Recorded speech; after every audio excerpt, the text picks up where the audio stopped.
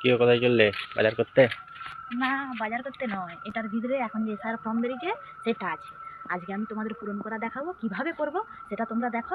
চলো আমি পূরণ করা দেখাচ্ছি। এসআর ফর্ম, এটা পূরণ করার আগে অতি অবশ্যই কিছু ডকুমেন্ট নিয়ে নেবে, যেমন আধার কার্ড, ভোটার কার্ড, ফটো লাগবে একটা, ভোটার লিস্ট। তো চলো কিভাবে পূরণ করতে হয় আমি দেখাচ্ছি। যার ফর্ম তার নাম উপরে লেখা থাকবে, এইখানে আছে জন্ম তারিখ, তো আমি লিখে নিচ্ছি। এরপর আছে আধার নম্বর, তো যে যার আধার নম্বরটা এইখানে তুলে দেবে। তারপর আছে মোবাইল নম্বর, এইখানটায় দেবে। তারপর আছে পিতা কিংবা অভিভাবকের নাম, যার নামে ফর্ম তারই একমাত্র পিতার নাম এইখানটায় হবে, মানে হচ্ছে ভোটের নম্বর যদি থাকে, ভোটার কার্ডের নম্বর, তাহলে এইখানটায় লিখবে। দেন তারপর আছে মায়ের নাম, তার মায়ের নাম হবে, তো আমি মায়ের নামটা লিখে নিচ্ছি।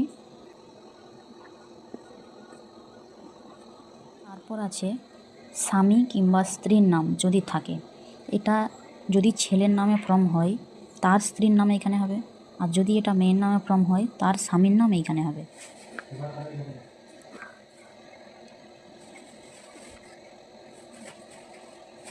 তারপর আছে স্বামী কিংবা স্ত্রীর এপিক নম্বর, এনার স্ত্রীর এপিক নম্বর এইখানটাই হবে, আমি লিখে নিচ্ছি। এটাই বলে রাখি, যাদের 2002-এর ভোটার লিস্টে নাম আছে শুধুমাত্র তারাই এই পাশের ছকটা পূরণ করবে, আর যাদের 2002-এর লিস্টে নাম নেই তাদের এই পাশের দিকটা, এই পাশের ছকটা পূরণ হবে। বোঝা গেল?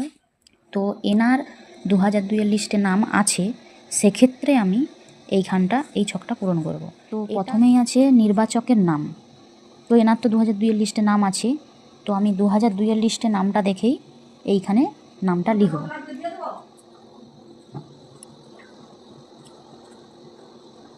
তারপর আছে এপিক নম্বর, এনার এপিক নম্বর, এপিক নম্বর মানে ভোটার কার্ডের নম্বর, তো আমি লিখে নিচ্ছি। তারপর আছে আত্মীয়ের নাম, বারবার বলছি 2002-এর ভোটার লিস্ট দেখেই এটা পূরণ হবে।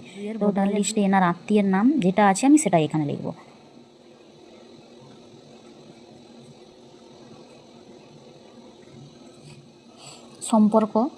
সম্পর্ক পিতা, জেলা, যার যেটা জেলা হবে সে সেটা এখানে লিখে নেবে।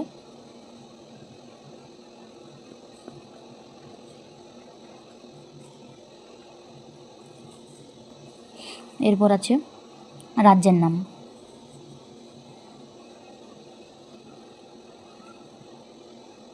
তারপর আছে বিধানসভা ক্ষেত্রের নাম,